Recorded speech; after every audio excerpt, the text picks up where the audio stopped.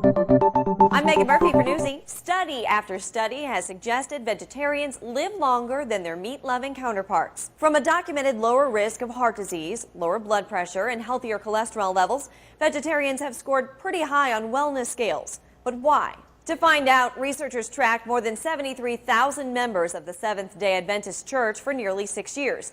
The church is known for promoting a vegetarian diet, but not all members adhere to it. Researchers found out what type of diet participants ate, then followed up with how many died and how. What they found?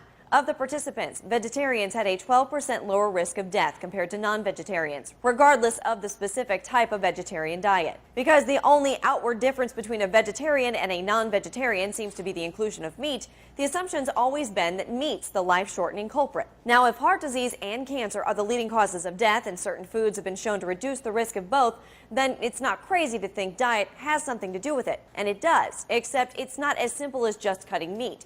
See, the real difference is that a healthy vegetarian diet makes up for the lack of animal protein with things like nuts and beans, which are high in protein and fiber but low in saturated fat and cholesterol.